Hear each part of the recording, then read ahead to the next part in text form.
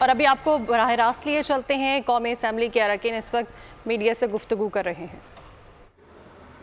ہم سمجھتے ہیں کہ اداروں کے ٹکراؤ سے، اور ایسے ادارہ جو پاکستان کی سالمیت کا ضامن ہے، آج ان کے ساتھ جس طرح کا کھلواڑ کھیلا جا رہا ہے وہ افسوسناک بھی ہے اور باعث تکلیف بھی ہے۔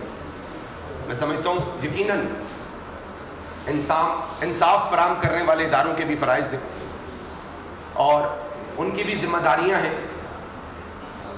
جہاں پر وہ خط و کتابت کے ذریعے میسیجنگ کر رہے ہیں، میں سمجھتا ہوں اس کے بجائے ان کے قلم میں یہ اختیار ہے کہ وہ اگر ان کو میں انفلوئنس کرنے کی کوشش کروں، بابر صاحب انفلوئنس کرنے کی کوشش کریں، بھٹی صاحب انفلوئنس کرنے کی کوشش کریں، تو ہم نے ماضی میں دیکھا ہے کھڑے کھڑے ملک کے وزیر اعظم کو چند سیکنڈ کی سزا دے کر وزارت عظمیٰ سے فارغ کر دیا گیا۔ آپ بھی اس کے گواہ ہیں، آپ کے سامنے یہ ماضی قریب کی بات ہے۔ تو وہ چپ کیوں رہتے ہیں مجھے سمجھ نہیں آتی، اور مجھے یہ بھی حیرت ہے کہ منصف جو ہیں وہ کبھی ان کا جو سارا رول کلیئرٹی سے لوگوں کے سامنے آنا چاہیے۔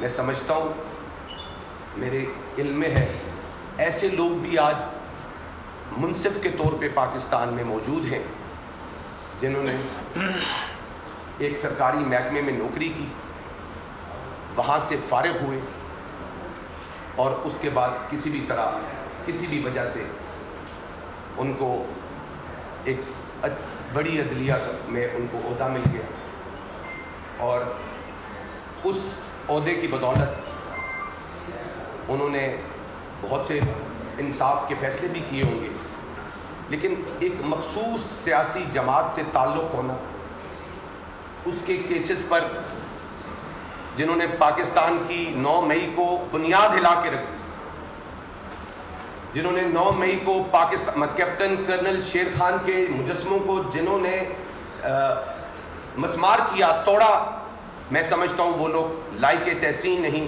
ان کو اب تک سزا ہو جانی چاہیے۔ عدلیہ کے سسٹم پہ یقیناً وہ اچھا کام کر رہے ہوں گے، لیکن عوام الناس کو، بالخصوص ہمارے حلقے کی عوام الناس کو بہت اعتراضات ہیں۔ مسلح افواج کے ساتھ ٹکراؤ کی صورتحال پیدا کرنے سے ہم سمجھتے ہیں پاکستان کی بنیادیں کمزور ہوں گی۔ میں انہی الفاظ کے ساتھ چاہوں گا جناب اسامہ اشفاق سرور صاحب سے کہ وہ بھی اپنے چند الفاظ ادا کریں۔ اعوذ باللہ من الشیطان الرجیم، بسم اللہ الرحمن الرحیم۔ ہم آپ سب کے مشکور ہیں، آپ سب کو ہم نے اتنے شارٹ نوٹس پہ دعوت دی اور آپ سب تشریف لائے۔ جیسے کہ بلال یامین ستی صاحب نے آپ سب کو بتایا ہے کہ اب ہم سے حلقے میں سوالات ہونا شروع ہو گئے، کیونکہ ہم پبلک کو ریپرزینٹ کرتے ہیں اور ہم پبلک سے، اور جیسے بلال صاحب نے کہا ہمارے علاقہ مشہور ہے کہ یہاں سے اللہ پاک نے ہمیں اس دھرتی سے بہت مشہور اور بڑے فوجی افسران بھی دیے، شہداء بھی دیے، غازی بھی دیے۔ اگر ان پہ انگلی اٹھے گی تو ہم اپنی ہر کوشش، ہر طرح کی ایک تحریک بھی چلائیں گے ان کو پروٹیکٹ کرنے کے لیے۔ میں آپ کے آگے کچھ فیکٹس آج رکھوں گا، اس کے بعد فیصلہ کرنا آپ لوگوں پر ہے۔ ہمارے ایک منصف ہیں جن کی پوری فیملی یو ایس نیشنل ہے، ماشاءاللہ وہ صاحب خود پی آر ہولڈر ہیں اور اپنی نیشنلٹی کا ویٹ کر رہے ہیں۔ آج وہ پی ٹی اے کے کیسز سن رہے ہیں جبکہ وہ پی ٹی اے کے کونسل ممبر خود رہ چکے ہیں۔ میرا خیال ہے اس سے بڑا کانفلکٹ آف انٹرسٹ نہیں ہو سکتا۔ کانفلکٹ آف انٹرسٹ کی ڈیفینیشن اگر آپ پڑھیں تو اس میں واضح لکھا ہے جو بندہ، جو شخص وہ اس چیز کے ممبر رہے ہوں اس چیز کا کیس نہیں سن سکتے، مگر یہ فیصلہ ہم آپ لوگوں پہ چھوڑتے ہیں، یہ فیصلہ آپ کریں۔ اسی طرح ان جناب کے تعلقات میں بہت بڑا سکول سسٹم ہے، سلور آکس جس کو سکول سسٹم آپ کہتے ہیں، جس کی ماشاءاللہ جتنی ترقی پچھلے 10 سال میں دیکھی گئی ہے کوئی بھی اسکول سسٹم اتنی جلدی ترقی نہیں کر سکتا. آپ کو چیک کرنا چاہیے اس اسکول سسٹم کے پیچھے کون سے شخص کا ہاتھ ہے جس کی 30 برانچز پاکستان آل اوور ہیں اور ایک ماشاءاللہ اسکول کی برانچ دبئی تک ہے اور اس کی کسی قسم کا کیس بھی دیکھا جاتا ہے ایک مخصوص شخص کی طرف سے. اسی طرح ان جناب 10 دفعہ پچھلے 9 سال میں بھارت جا چکے ہیں اور ان میں سے ایک دفعہ بھی آفیشیل طریقے سے نہیں گئے. یہ سب ٹرپس ان آفیشیل رہے ہیں. اگر آپ اس کو بھارتی گھٹ جوڑ نہیں کہیں گے تو کیا کہیں گے؟ اگر آپ اس کو ایک اپنی انسٹیٹیوشن کے خلاف پری پلانڈ تحریک کہیں گے تو کیا کہیں گے؟ لوگ ہمارے جو ہیں وہ اس کا فیصلہ کرنا چاہیے اب ان کو. جو ملک کے جن کو ہم کہتے ہیں ملک کے غدار، جو ملک کے خلاف بیٹھ کے ٹی وی پہ زہر اگلتے رہے، لوگوں میں بیٹھ کے زہر اگلتے رہے، ان جناب کے ان سے بہت دیرینہ تعلقات ہیں جن کے نام بھی میں آپ لوگوں کو دینا چاہوں گا. زینب جنجوعہ، ایمان مزاری صاحبہ، اسد طور صاحب، ان کے ساتھ ان جناب کے گرینہ تعلقات ہیں. اسی طرح ان کے پولیٹیکل کنیکشنز جن کو آپ کہتے ہیں کہ نہیں ہونے چاہیے شیریں مزاری صاحبہ سے ہیں. تو آپ کو سمجھ آ چکا ہوگا کہ کون سی جماعت کے ساتھ ان کی کنیکشنز ہیں. اسی طرح ماشاءاللہ ان جناب کی امریکہ میں 6 پراپرٹیز ہیں جن کی لاگت بلین آف ڈالرز کی ہے.